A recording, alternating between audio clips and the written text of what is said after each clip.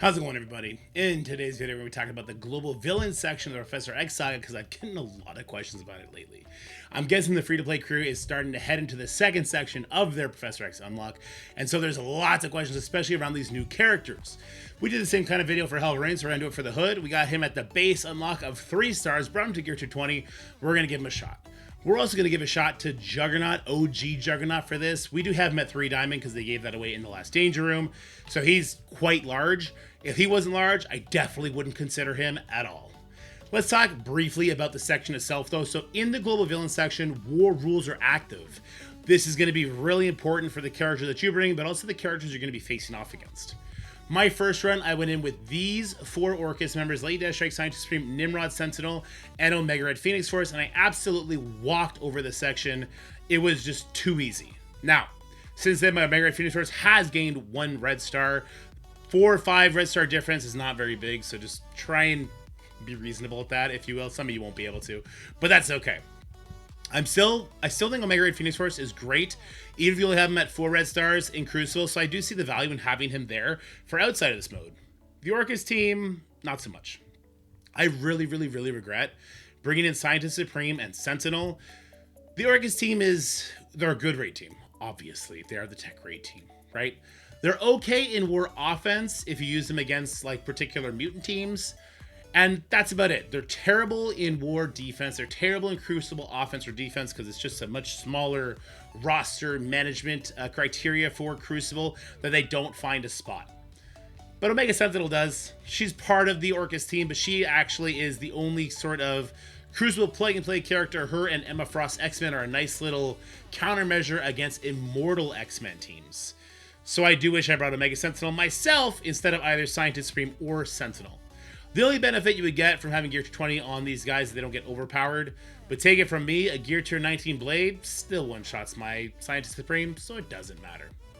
Anyway, that's kind of what I wish I did. I wish I brought Omega Sentinel in instead of Scientist Supreme, and I wish I brought Iron Patriot instead of Sentinel, because for me, even to this day, Tech Gear was what I had available at that moment and not what I needed for the later sections. Later sections, we relied a lot more on Mystic Gear, but that's not the same situation for you guys. You guys had more Mystic leaderboards for your Professor X unlocks than I had. So you get a little bit more leeway, which is why we're going to talk about the Accursed characters here.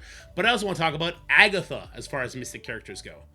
Agatha's phenomenal here. She's part of that Night Stalker team, which, unlike Orcus, is amazing in all game modes on offense or defense. So I actually really like Agatha for this mode as well. So if you're looking for a Mystic character, she's a great option. If you are super lucky, and for some reason you have extra skill gear, because Taskmaster, though he is on the Bio Raid team, is still a skill gear character. Taskmaster is phenomenal. He does have that speed bar from being in war, because again, war rules are active, and he's going to blind everybody as well, which is actually super big on the hardest node of the Global Villain section. Other characters that were brought up: Zombie Juggernaut, Zombie Scarlet Witch, Leader, Namor. I already talked about Iron Patriot. The reason I'm gonna alienate these characters in Apocalypse, for that matter, is because they're Biomutant.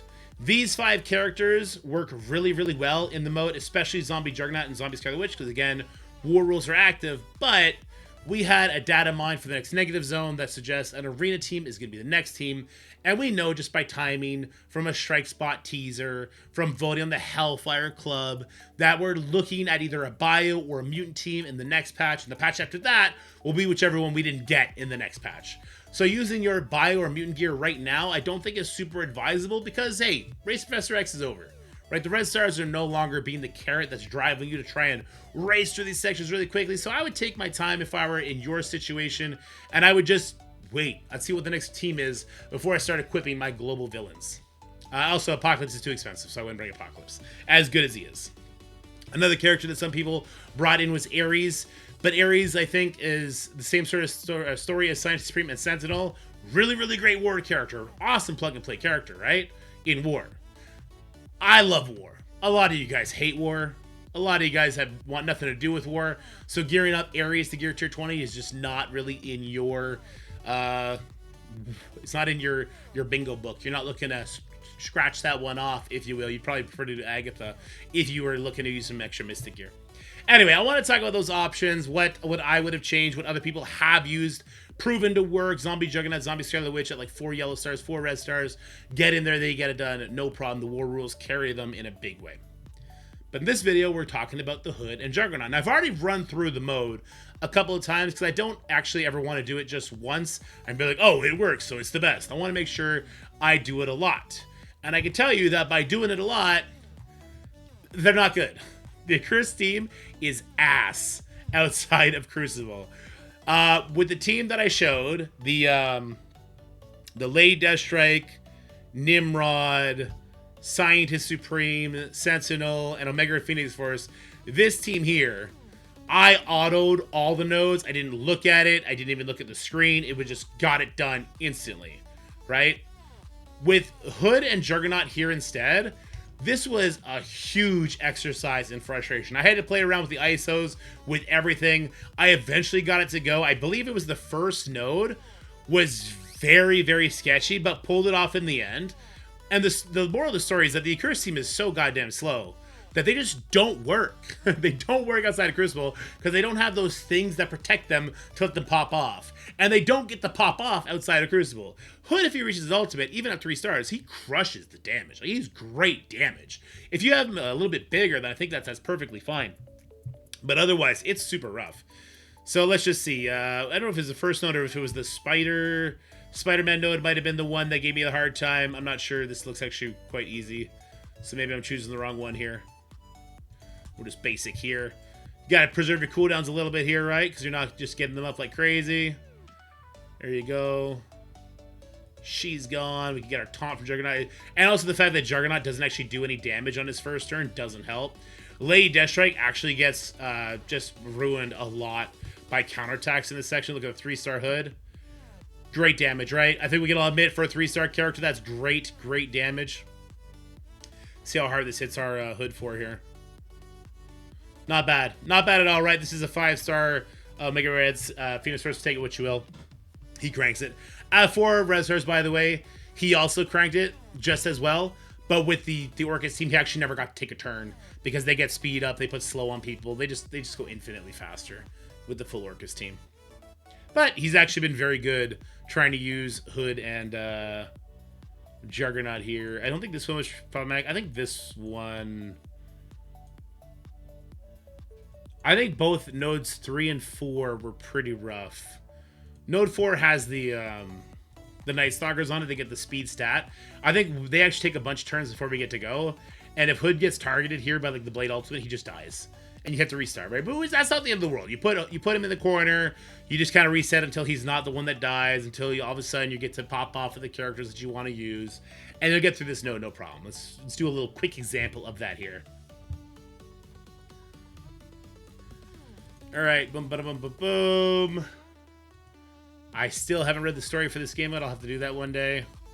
So Zima's going to go first. An ability block and slow on Hood. Not my favorite thing in the world. The rewind on Lady Deathstrike. Not my favorite thing either. Juggernaut got wrecked. Hood took that hit really well. Nimrod will flip everything here and it will probably be just fine.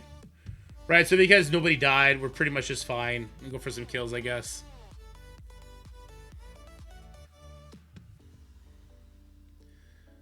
Oof, Juggernaut getting slow after being rewound like that sucks.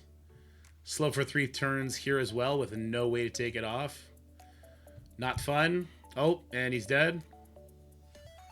Oh, he's not dead yet. Here's a good heal for him. There we go.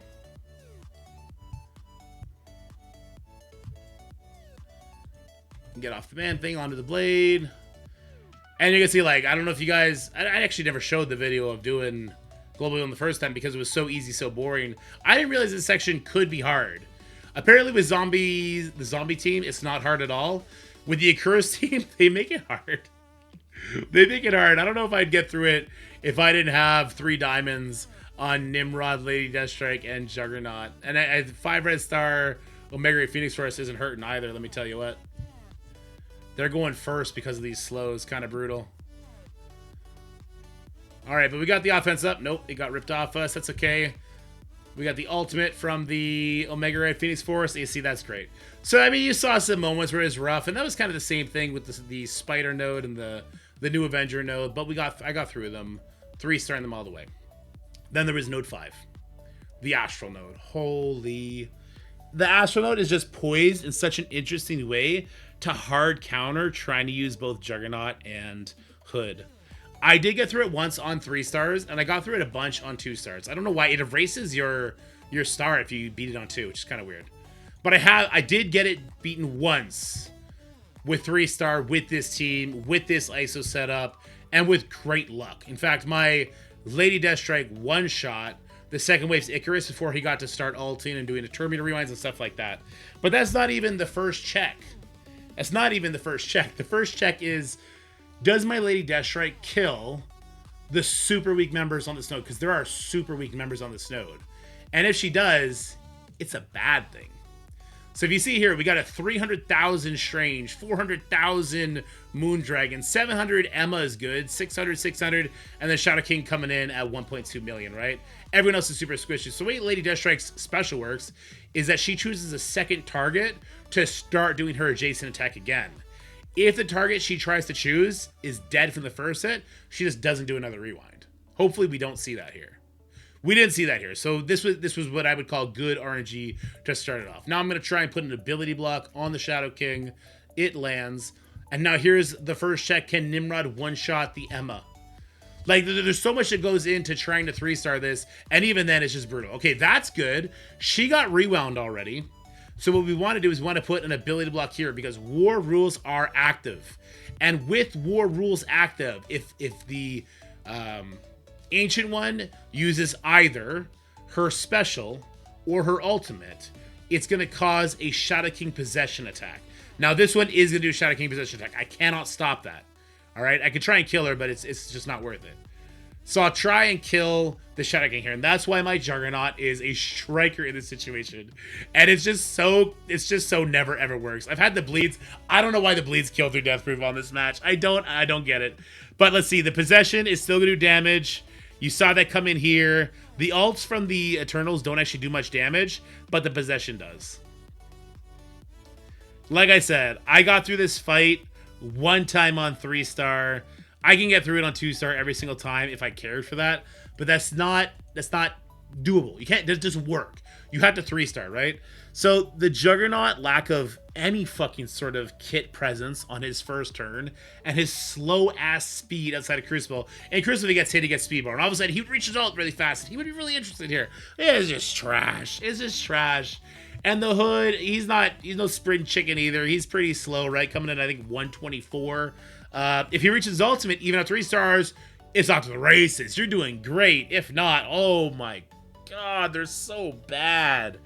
Even the 3-diamond Nimrod, Lady Deathstrike, and even the Omega Red Phoenix Force can't carry it. And those guys, if they hit their ultimates, they just one-shot the wave.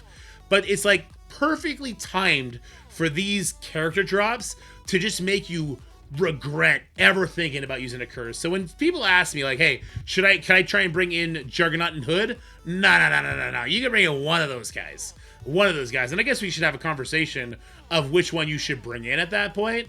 And the answer is, I don't frickin' know. Let me try something different here. I'm going to try and put an ability block on this Ancient One over here. Then we got to try and kill this Emma here. It's not going to kill her. Not even close. Not even close. And then we'll put the ability block on the Shadow King here. I was hoping the Emma would be dead so I could actually ability block this one. Didn't happen. But I'll definitely be able to kill the Shadow King after I eat this attack. Oh, didn't happen. All right, so Shadow King's going to die here. That's good. No buff flip, so we get to keep our offense up. Oh, God. Oh, God. Here comes some more of them. All right. I don't know what happened one time. Lady Deathstrike went before Icarus one time and one-shot him. That's the only time I 3-starred this node. Listen, Accursed is ass, okay? So when somebody says, should I try and stack my Accursed into the global villain section? You tell them Dorky Dad says no. Run for the goddamn hills. Level up that shitty Orcus raid team. I'm sorry, this derailed really fast. Because I've been trying. It took me 40 minutes to beat the node once. I'm not going to try and force that and trick people into believing that this is a valid option. It's not.